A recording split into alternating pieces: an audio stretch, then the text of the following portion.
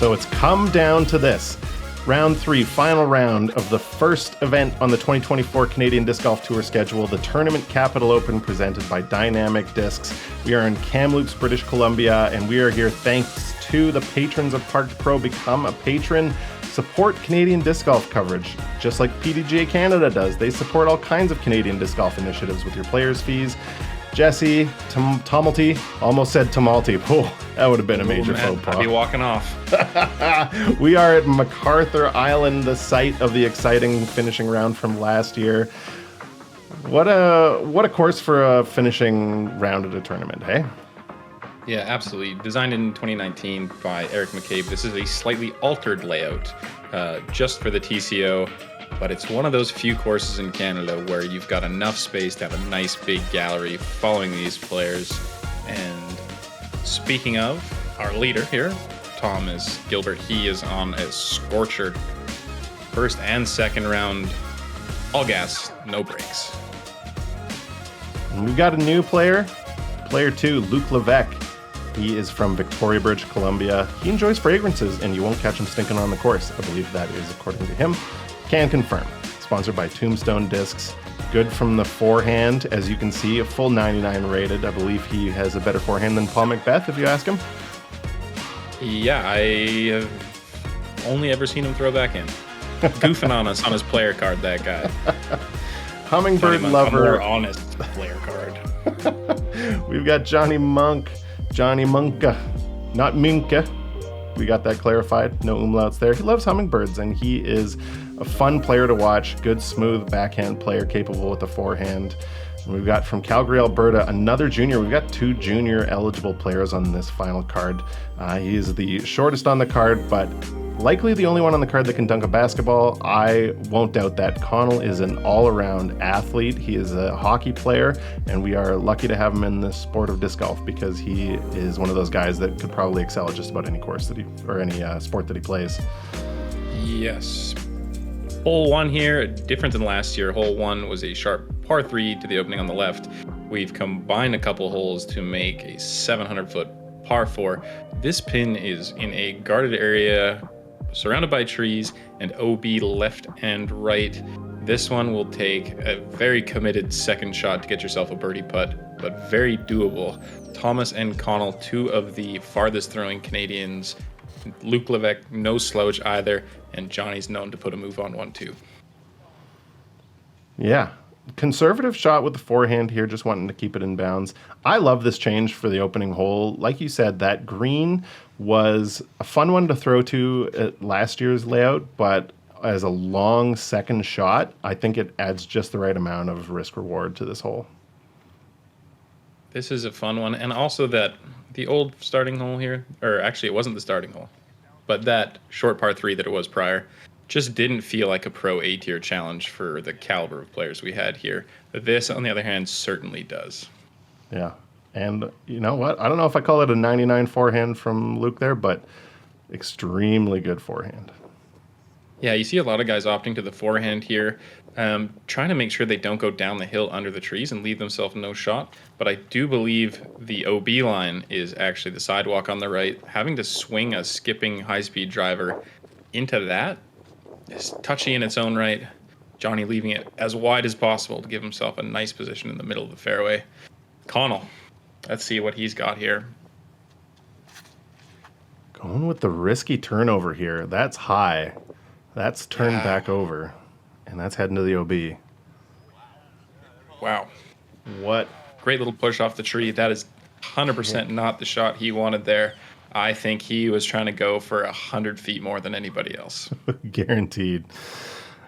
We see the young man, and I don't want to say old man with Thomas, because I think Thomas is only like 23 or 24 still. I think he's a little older than that, but he's certainly younger than the 2 of us. Yeah. I'm pretty sure he's like 24, because I saw a graphic. He was 23 at last year's Worlds. Holy smokes. Yeah, I had him pegged for something more like 26 or 27. Young talent, going to be playing on the tour for years to come. Let's see if he can give himself a birdie opportunity. And no, doesn't want it. It is a big ask and not a necessary risk on the first hole of the tournament. Especially if you got 9 think a strokes on second place. Yes. Yeah, I'm sure he'll show us some flash a little further down the stretch. But this one, like Johnny's line that he took is probably the best way to get in at this green, and just hope that you're playing in with enough speed to skip into the mouth there. Air shots into the mouth, I think, are a 1% chance of sticking from that kind of distance. Yeah, and I think Luke is going to take that chance. And he That's is why. one of the 99%. Yeah. Had all the power to get there, just a little bit of an early release. Yeah, I like believe it, is. You're 9 strokes back behind Thomas Gilbert. I'd say set a tone from the get-go. I would be keen to say that as well if this wasn't such a competitive group for those second and third podium spots. He's going to drop a stroke, at least to other players in this group, which is going to make it all the more competitive. Yeah. Beautiful upshot from Johnny.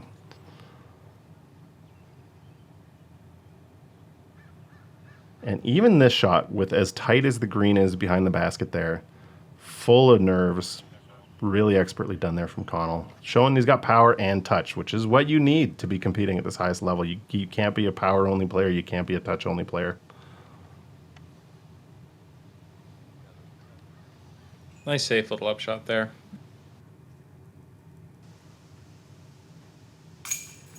Tap in his bogey, unfortunately. No birdies from these boys. Playing it safe enough just to keep the red off the scorecard. And I suspect that will be the case from just about everybody that's not in full chase mode. Mm-hmm.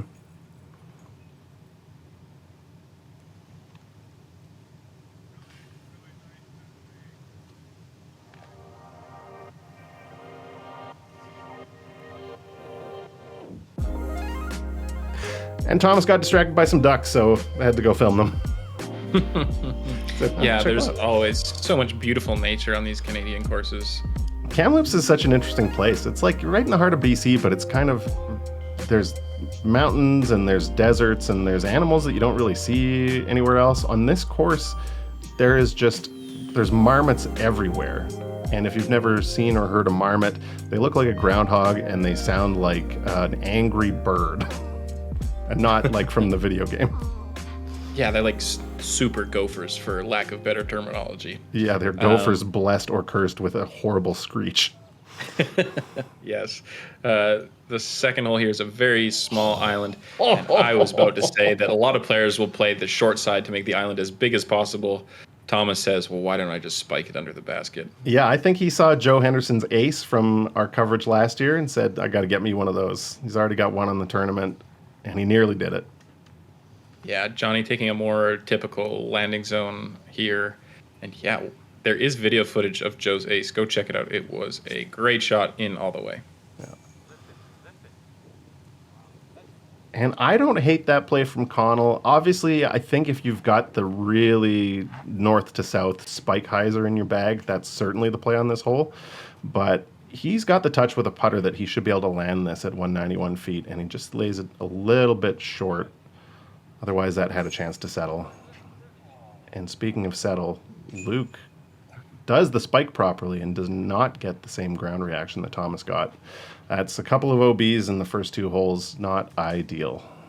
That's a disappointing result for Luke, because I do think that maybe he's a little bit deep, but that's just an unfortunate roll. The drop zone here is far away, and you'll see a lot of people even opt for a layup here because of how tight the OB behind is. Yep. You said it. Finds that. All the confidence, and he hit chains. Just he needed one more column of chains to keep that one staying in bounds. And I'd say probably wisely after seeing that. Yeah, I'd like to know with Conall, because he seems to be a streaky putter, and we saw a lot of his putt highlights in the first and second round where he was either hitting 35 footers with pace and confidence or missing 20 footers without hitting a chain. Maybe thinking that he needs to make that putt to get his round going early. Yeah. Instead turns into a double with the double OB there. Streaky, I think, is the right term. He can knock him down from 70 feet and in with surprising regularity, and then every once in a while you just get a hitch in your putt sometimes, and if you haven't been playing forever, it's sometimes it's a bit of a process to find that back. Hey, I've been playing forever and I still haven't found it yet, so. Good point. Let's look at this one. Yeah, what a well-thrown shot. Yeah. Hole 3 is a 412-foot par 3 through the double Mando. You'll see the low canopy of these willow trees here. Most players will throw a hard-thrown flex shot coming right, taking as much height as possible.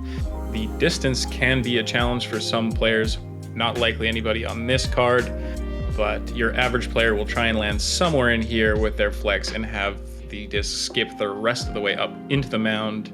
It's absolutely paramount here, no matter what, that you make the gap cleanly. Otherwise, par can become a bit of a challenge.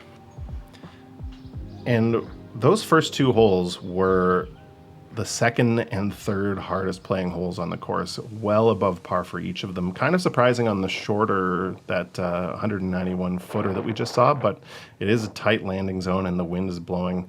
Hole 3 here is the 4th hardest hole. So in the first 3 holes, you get 3 of the 4 hardest holes on the course. Challenging start out here. That's a great shot from Thomas. It gets a little bit of its legs taken off by the willow, but that should be a opportunity, a birdie, and a par at worst. I do think the hole 2 scoring so difficultly is a bit of that final round, final day pressure to make it happen. You got to run up the leaderboard and, you know, a lot of maybe wanting putts from deep drop zone or far on the island. Yeah. Johnny and Luke here have left themselves quite a lot of work. Johnny seeming like he'll have to still navigate the Mando, and Luke getting through the Mando, but such an egregious kick to the right. He could be in another fairways rough. Yeah, very uncharacteristic misfire there from Luke. He's usually a lot more rock solid off the tee than that. Same for Conall, who just gets a little unlucky. This is a very difficult hole. Having played it myself, the stats don't lie. You have to really commit to the power on this shot, and if you overdo it or underdo it, this is probably the result you'll end up with. Oh boy, and that's not coming back.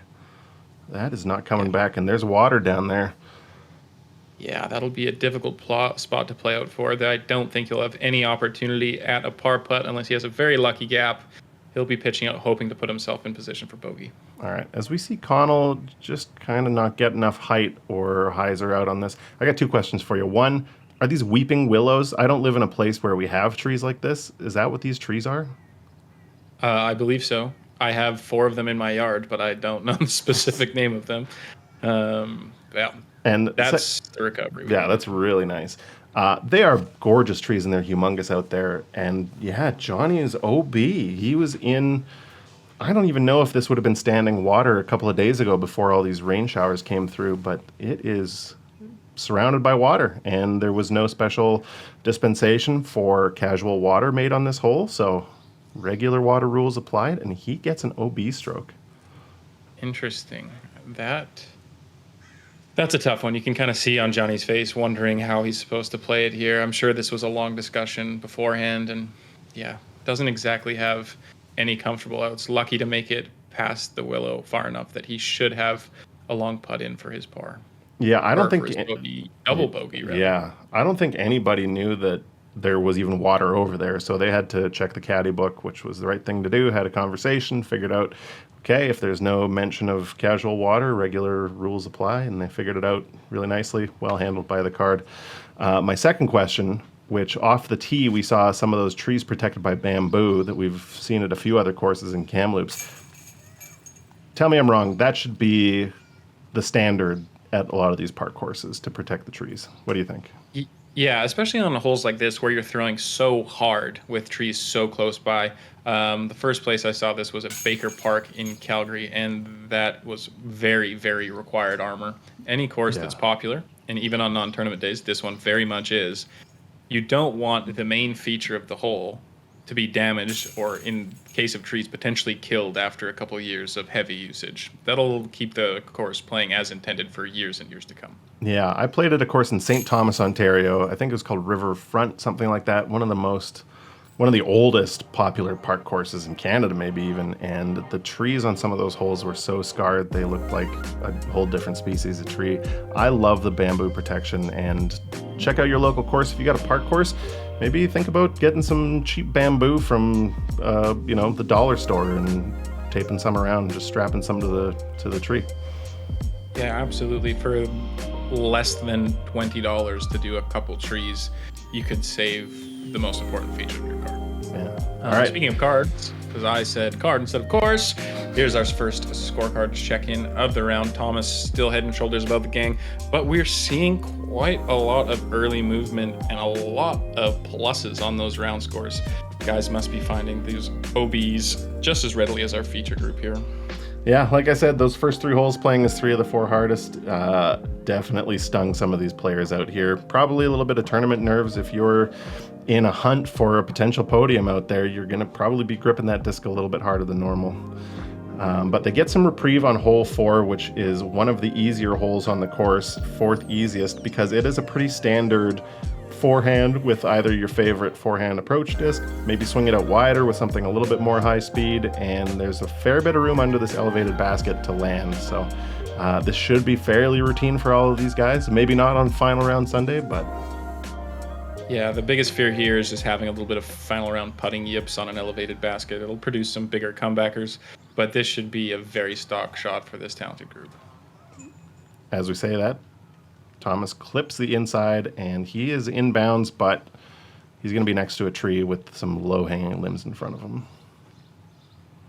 See if Luke can get this one just a little wider. Yeah, that looks like a good shot. Perfect. That's why he's got a 99 forehand. Oh, this is a little bit of stank face, too. Mm-hmm. Maybe a little bit worried. Hard to say.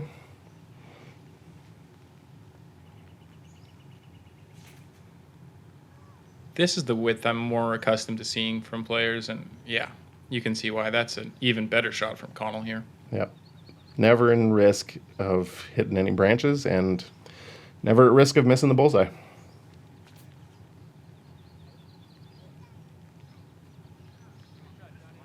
And an improvement yet from Johnny. That's a great set. Save Thomas's, and I think Thomas's line to the basket was a bit better than he got with that willow kicking him in. Circle 2. Running it. Oh, no. Look, I don't want to stir up controversy, but I'm telling you, the nubs on these veteran baskets, Jesse. There is something about the nubs being rolled out instead of in. I think when they're rolled in on the other brands, they do catch them. But I'm not sure that wasn't just a straight bounce back off of those chains, riding on top of the rim. Yeah, it might have been. Probably didn't deserve to go in, but it just That's feels a lot of worse when chains it's on and a weird lot nubs. of ball to not go in, for sure. Yeah. And everybody else, routine birdies here. Okay. We're down to an 11-stroke lead here, Jesse. Are we about to see the most epic of comebacks that you've ever seen on a disc golf course? We're only through 4 holes. If I was a betting man, I wouldn't bet that.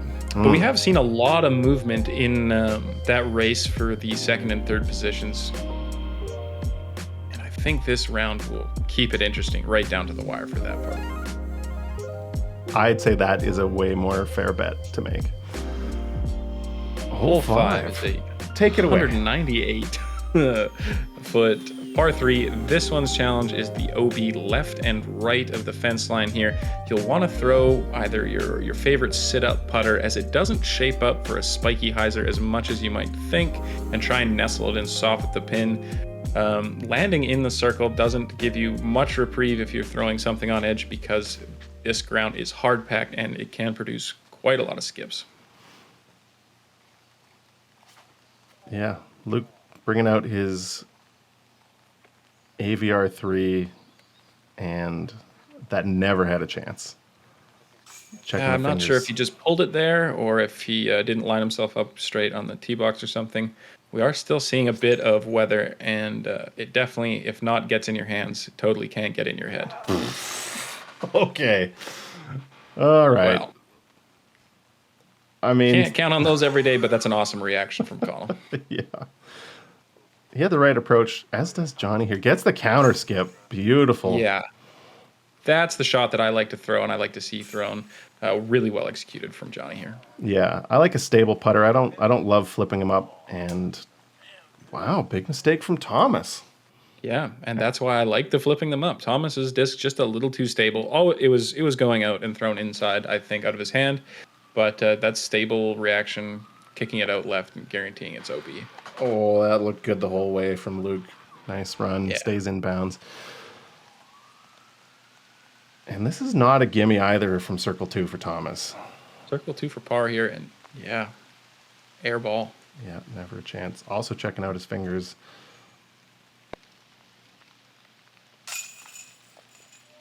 Okay. Well, no nubs on that one. That's a made putt, and that's a bad catch by that basket. I think wet chains are a thing. I don't know if this is a popular opinion, but I feel like wet chains are a thing. It's wet disc, wet chains. I feel like your coefficient of friction does decrease a little bit, and that can make the difference on some of those putts. Absolutely. People that are aware of the veteran basket know that the chain rack is tilted the opposite direction, and it does tend to push pro side putts out more than other ones. It's kind of been a known quantity for a lot of years, but when it is a known quantity for a lot of years, you got to learn how to putt at it. When you stand up to putt at it. So yeah. just part of the bit game. of a miss and a bit of an ugly reaction there on Thomas's putt.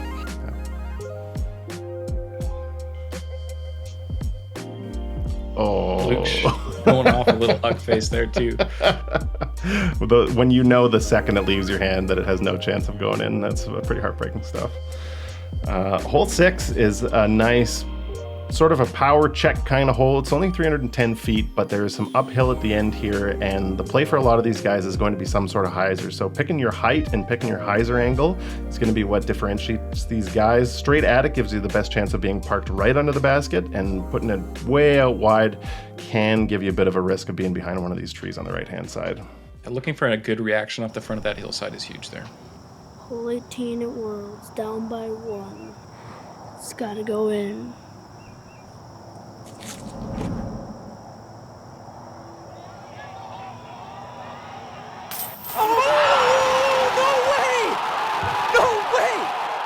Unbelievable. Yes.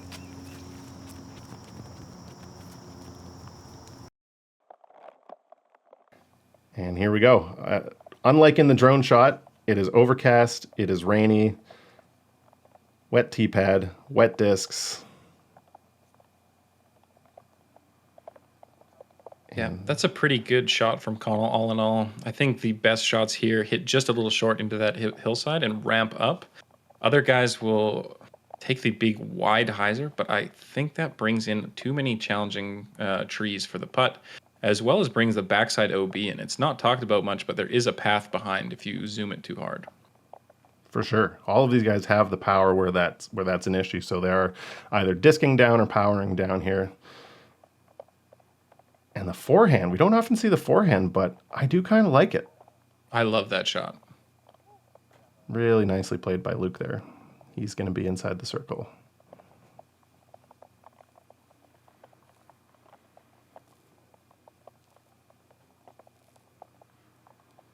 Thomas shows the distance control perfect there, bringing it just early to the trees. That is about as good as you can play that. That was really well done. Yeah, Johnny just can't thread the needle through the trees, but a good effort.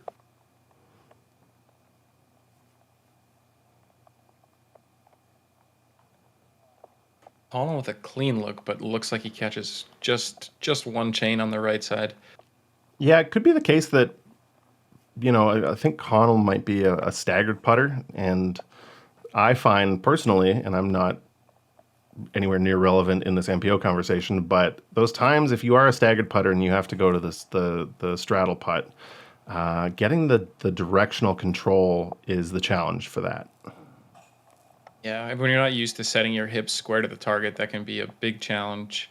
I know I straddle putt exclusively for 3 years before going back to a stagger, and I'm grateful every day to have that skill in my back pocket. How did you go back? You found the promised land. Being a straddle putter is the promised land, Jesse. Well, it's the opposite reason, because when you're between two trees and you have to stagger, you start to go the other way. I use them fairly interchangeably, though. Okay. So there's no magic bullet here. Johnny Munke has moved his way into second place now with a bit of a two-stroke swing with Luke. So they're both at 10 down. Nick Culver making his way from chase card along with Griffin. We saw both of them earlier in the tournament. Conall hanging on there at 8 down. Ryan Watson and Miguel still in the conversation. Eric and Justin still hanging out. Pretty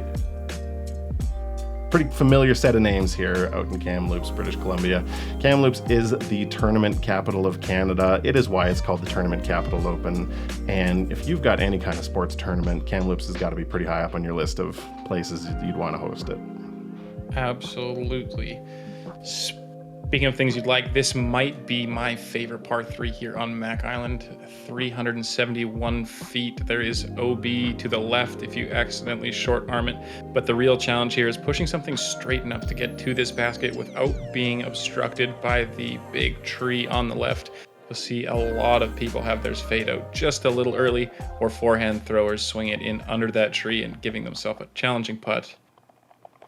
Yeah, this is a pro design hole, I would say. If you're not one of these top MPO players that's, trying to attack this green, it's kind of a ho-hum 2-shot par 3. But for these top MPO players to get the kind of shot that they need to in this hole, I agree. This is one of the best design holes because your forehand is at risk of, in this case, at risk of turning over and hitting the fence sideways and staying out of bounds. That's a misfire from Thomas that he'll really want back, but just showing the teeth of it all when you have to push something wide, trying to probably skip under the canopy with that forehand. And this is an absurd shot from Conall. I think that was something like a leopard type of disc, and that held over the entire way, and barring a branch hit there, he could have been right under it. Johnny's taking this one very wide here. Oh. He makes it back in play. That's... Oh, and he's got the cut roll. Stop rolling too. Wow. Just a huge 60-foot cut roll. Puts him just out of bounds. Yeah. That was two very different ways of hitting the same OB spot on the course. Yeah. It's very tough. It's such a skill to be able to get something on a backhand or forehand that pushes straight enough to access this green. So these guys need to take big shapes to try and cut in and stick, and that is the danger of all of it. Wow. Almost pushing out the backside. Almost goes OB. Wow. Again. Wow. So look, he's got 10 strokes, but that's another OB stroke for Thomas after having a bit of a nightmare on that fence hole. He's starting to give some of these guys a little bit of life, I would say. It is not the easiest putt from down there either. He still has work to do. Oh, top of the cage for Luke. Yeah, it's not like they're saying, okay, I'm right back in this. But when you do see the leader having some issues, beautiful putt from Conall there. Maybe it gives you a little bit of juice, and it might have given Conall a little bit of juice there as he gets the birdie, and he's going to have a bit of a 2-stroke swing with Thomas here, looks like. Yeah, these competitive players can smell the blood in the water, and another miss. The most simple and polite pop-off from Thomas. Unhappy with the result and quickly finding his decorum. Yeah. Double bogey here is something I don't think Thomas would have drawn up for himself in his wildest dreams, but that is the disc golf game. Yeah. Johnny getting his bogey after his OB stroke. Great play from Conall. He is not currently sponsored by any manufacturer, but I know he throws a lot of Discmania, Jesse. What do you say we put in a good word for him over the team? Hey, many people ask me about getting on that team, and I will say what I always say. Put the application in on the website and drop my name, and they are very likely ask me about you, and I will do you the courtesy of telling them the truth. And, maybe it depends on how you do on camera in the final round of TCO. This is very possible. I think if he comes back and wins this thing, Conall is a sure bet to get sponsored. What do you think? Yeah, if he wants that sort of attention, absolutely. I know he is down at Junior Worlds at time of recording, hoping he can make a splash there, and that is the best way, by the way, for anybody else, especially juniors looking to get noticed, is make it I down would to say Junior exclusively Worlds. juniors. Well, no, I mean pro worlds for pro players as well. Yeah, but that's a good way to do it. there are a lot of people looking to sign you to a starter contract at Junior Worlds, and it's the best way for an under 18 player to get noticed. For sure. Wow. Great putt. 4 really good drives from the chase card here. Griffin's the first one to go just inside the circle, and he sneaks it in. No spit out on this one. And, well, 1 spit out on this one, let's say. That was a close to miss putt, but that might be the one where the nubs came in, like we were talking about. No nubs on the inside of the rim to push him down. Yeah. We're seeing a great play by these guys on hole 10. This is not an easy hole. And Very these close guys to a are star making it frame. look the opposite. Yeah.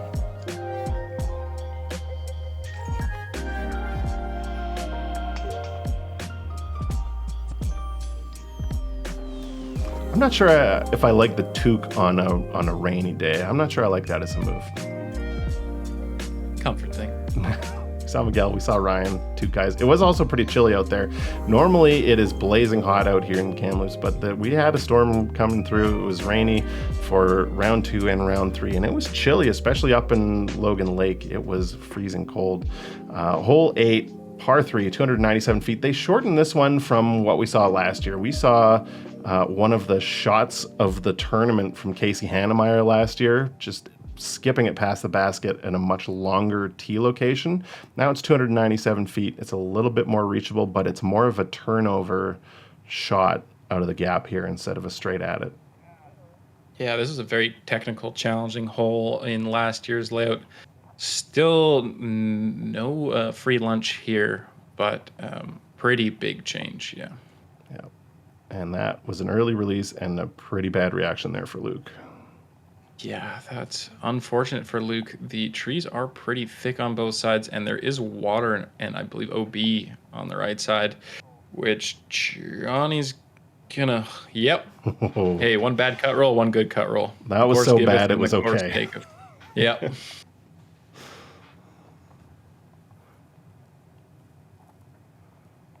This looks like the line you want to hear from Thomas. Yeah, I think that looked like maybe even something a little slower speed.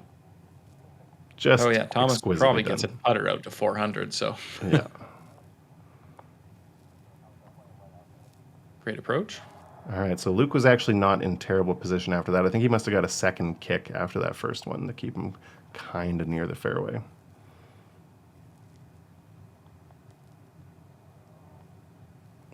Yep. Conall looking at his hands. We've seen that from a few of these players here, checking their hands after throws. Everybody talks about the putting, the throwing, but the other skill in disc golf is preparation. Have a hand drying bag, have extra towels, have an extra pair of socks if you need. Have an umbrella in the trunk at all times. Make sure that you take the variation out of the scorecard. Make sure it's only your performance. Yeah, that's a mistake that you make one time. I played at Big Bear Classic a bunch of years ago, a tournament that we saw on the tour last year, and just absolutely dumped on us. And I got made fun of hard by Howie Meeker for not having any kind of wet weather preparation at all. I didn't have a chalk bag. I didn't have towels. I didn't have an umbrella. I didn't even have a raincoat. And it just destroyed my round. And every time there's anywhere close to rain on the forecast, I think back to Howie making fun of me for it. And that's the kind of mistake you only make once at a tournament. Yes. Hole 9 is a 171-foot par 3. This is the ace run hole past the graffitied pillar here. I think we may have even seen Thomas take a step or jump putt off the tee here before. This one needs to be a birdie for anyone competitive here. The biggest concerns would be to maybe short your drive and hit the pillar and give yourself a poor angle, or skip one a little too long into that OB pathway behind. I don't know if you can make a par 2 by PDGA rules, but that's That's kind of, and we do see the step putt. That's Yeah, kind of Thomas what this was hole a is. jumper. Oh my God. Just silly. That Yeah. is such a unique skill to him in this group. And yeah, taking best advantage of it. Yeah. Get out there in the field, bring a basket, put that basket 171 feet away from you, and throw some putts. See how close you get. And that's Johnny the other playing route. the chip forehand really well, but I think that's also a play to not have the OB come in as much as the backhand, but it is the one that brings the pillar into play the most. For sure. Yeah, you got to have some confidence in your height control on that. And furthest away here is Conall. Rights the ship after a couple of putting mistakes on the last hole. Yeah, that's a good and necessary birdie from him. It's going to tighten up the 3 trailing players a lot more. Yeah, and we're going to see a star par on this honorary par 2. Everyone doing their jobs.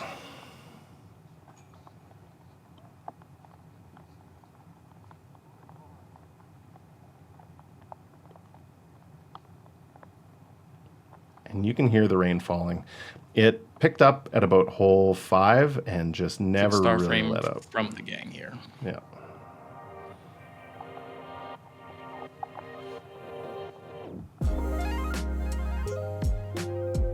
Okay.